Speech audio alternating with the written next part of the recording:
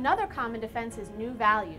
New value has two components, contemporaneous and subsequent. These defenses are another method of blocking the trustee from clawing back money from your company. First, we are going to discuss subsequent new value. In some circumstances, the trustee may not claw back money from you if you continue doing business with the debtor during the 90-day preference period. By doing business, we mean providing goods or services as opposed to merely getting paid by the debtor. The rule encourages creditors to provide goods and services to the financially strapped company. How does a client know if it can use a new value defense? To prove subsequent new value, you must provide the trustee with copies of invoices that were submitted to the debtor after receipt of the alleged preference payments. In other words, you have an unpaid invoice for good or services supplied to the debtor during the preference period. In this example, the preference period is January 1st through April 1st. Jersey Girls supplied goods to Yankee Boys and sent an invoice for $10,000 on January 5th. Jersey Girls supplied additional goods and sent an invoice for $10,000 on January 10th. On January 12th, the Yankee Boys sent Jersey Girls $30,000 as payment of prior invoices. The $30,000 received on January 12th is considered a preference payment.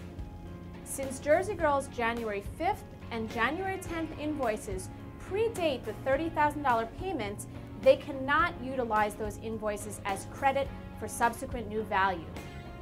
Let's examine a payment that qualifies as subsequent new value. After the January 12th payment, Jersey Girls sends additional goods to Yankee Boys and an invoice in the amount of $15,000 on January 15th. Assuming that the $15,000 January 15th invoice remains unpaid, Jersey Girls may credit the $15,000 against the trustee's $30,000 preference claim based on subsequent new value. The existing net preference claim as of January 15th is $15,000. This amount can continue to increase and decrease as payments are made and subsequent new value is extended. One of the best ways you can prepare for this defense is by reviewing all invoices sent to the debtor during the 90-day preference period. I want you to understand something really important about new value. The trustee does not analyze new value for two reasons. First, the trustee does not have the burden to prove that you provided new value. This is your obligation.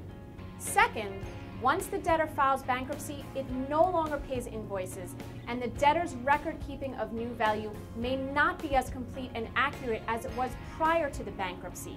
We've been able to save our clients hundreds of thousands of dollars by carefully reviewing and analyzing our clients' invoices and locating new value that was not identified by the trustee's attorneys. It is important to retain counsel that understands the concept of new value and how to fully establish this defense. We would be happy to analyze your company's new value defenses. Contemporaneous new value is another defense, but is more difficult to prove than subsequent new value. We will analyze your documents to see if you could take advantage of this defense.